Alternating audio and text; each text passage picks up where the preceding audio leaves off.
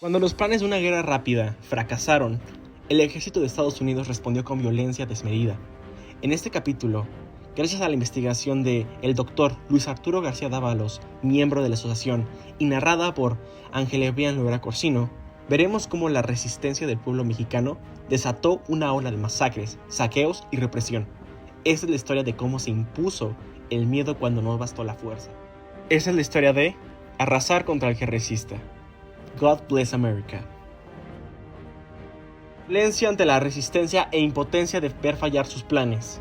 Habiéndose mostrado los mexicanos enteramente incapaces de apreciar nuestra indulgencia y nuestra liberalidad, se creyó conveniente cambiar la manera de manejar la guerra, haciéndole sentir su peso de acuerdo con las costumbres observadas en circunstancias similares por las demás naciones civilizadas. Polk, después de devorar Texas, se come México y sigue con Canadá y Cuba. Chispas que incendian el campo. A Polk no le interesaba una guerra tan prolongada y sangrienta como la que hizo estallar. La guerra se desarrolló como lo hizo porque los mexicanos no entendieron en un principio lo fuerte del impulso expansionista estadounidense, y los estadounidenses tampoco entendieron la profundidad de la identidad nacional mexicana, ni lo profundamente que los mexicanos de muchas clases sociales rechazaban la idea de que eran inferiores a los estadounidenses.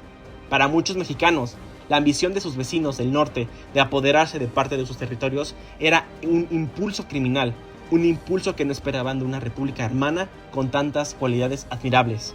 La república estadounidense, fundada por inmortales como George Washington, debía estar en proceso de degradación.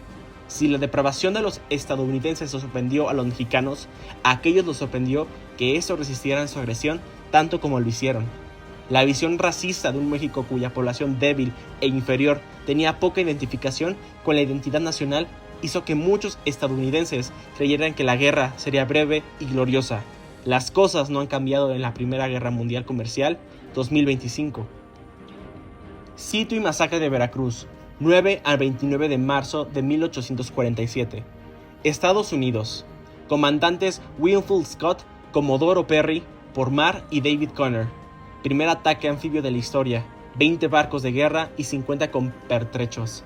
Combatientes 8.600 a 10.300, caídos 13 y 55 heridos. Terminó el 24 de marzo y Scott lo prolongó 5 días. Los embajadores de Rusia, España y Francia pidieron a Scott a mujeres y niños que abandonaran el puerto y se negó. Murieron más de 1,000 civiles e inició la tradición norteamericana de daños colaterales, como en Vietnam, Bosnia, Irak y Palestina. México. Comandantes Juan Morales, Juan Aguayo y Juan José de Landero defendieron el puerto desde San Juan de Ulúa con cañones españoles de alto calibre que los hacía inexpugnables. Combatientes 3.360, caídos 80 y 50 heridos. El gobierno central no envió refuerzos. Primera derrota contundente del ejército mexicano ante la masacre. Masacre de grupo indígena Taos Pueblo, 17 de enero de 1847. En 1846, el general Stephen W. Kearny ocupó Santa Fe, Nuevo México, sin resistencia, declarando el territorio bajo control estadounidense. Sin embargo, muchos habitantes mexicanos y nativos del grupo llamado Pueblo se resistían por las nuevas imposiciones políticas y fiscales. En enero de 1847 estalló una rebelión liderada por Pablo Montoya, mexicano, y Tomás Romero, nativo Pueblo, quienes buscaban expulsar a los estadounidenses.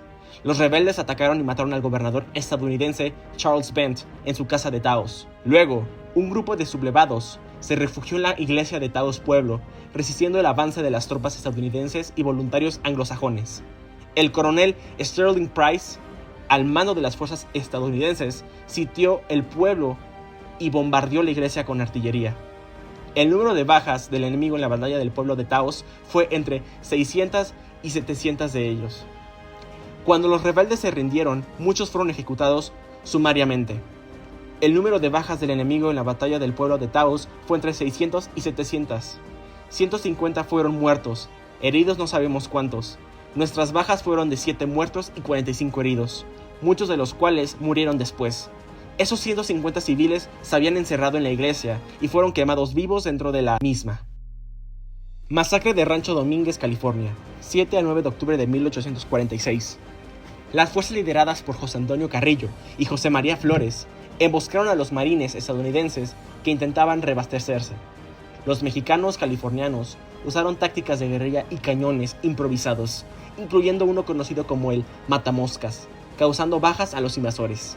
Tras su derrota, los estadounidenses tomaron represalias contra civiles. Quema de ranchos. Tropas bajo el mando del general Stephen W. Kearny y comodoro Robert F. Stockton incendiaron propiedades de familias californianas, incluyendo partes del Rancho Domínguez. Ejecuciones sumarias. Soldados estadounidenses fusilaron a sospechosos de apoyar la rebelión sin juicio. Violencia contra mujeres y niños. Hay registros de violaciones y saqueos en pueblos aledaños.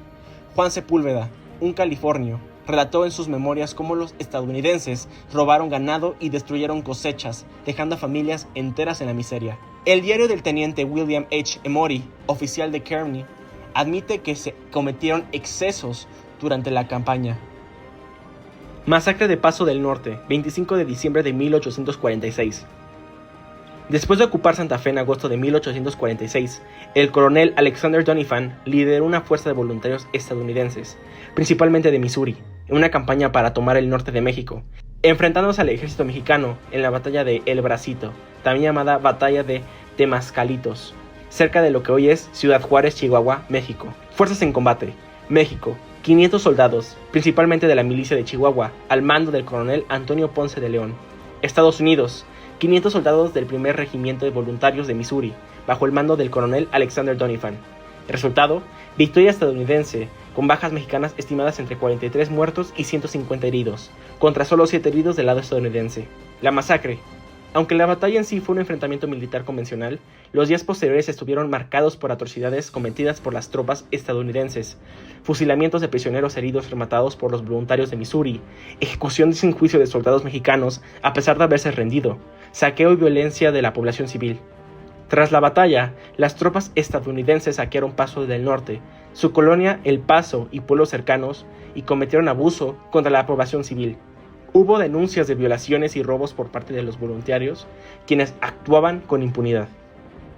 Fallas en el proceso jurídico y asesinatos sumarios San Patricios, a agosto y septiembre de 1847.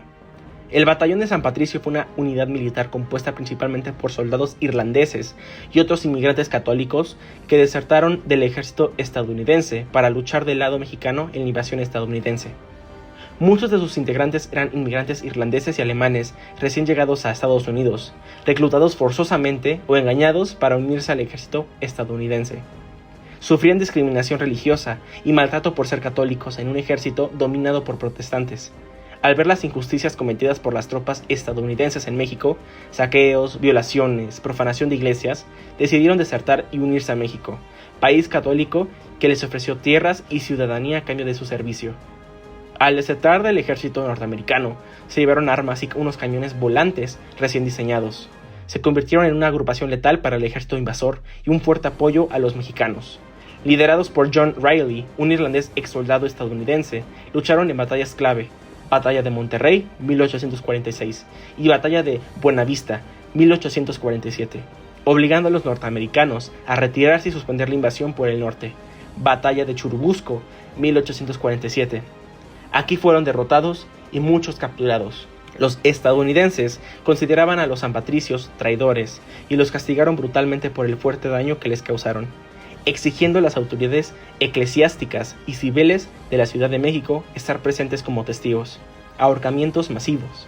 Entre agosto y septiembre de 1847, unos 50 miembros del batallón fueron ejecutados en horca, algunos durante la toma del castillo de Chapultepec. Ejecución San Patricios, 12 de septiembre de 1847. Ejecución en el momento en que se izara la bandera norteamericana en el castillo de Chapultepec. General Winfield Scott, perpetrador que se negó a dar indulgencia a pesar de los ruegos de las autoridades locales. Ante la impotencia de que las cosas no salían como planeaban, impusieron la masacre y el terror como táctica de guerra hasta hoy. La violencia sistemática contra civiles, indígenas y desertores refleja que, al no lograr una victoria rápida, Estados Unidos optó por imponer el miedo como forma de control, dejando una huella profunda del dolor, destrucción y resistencia que aún resuena en la memoria histórica mexicana.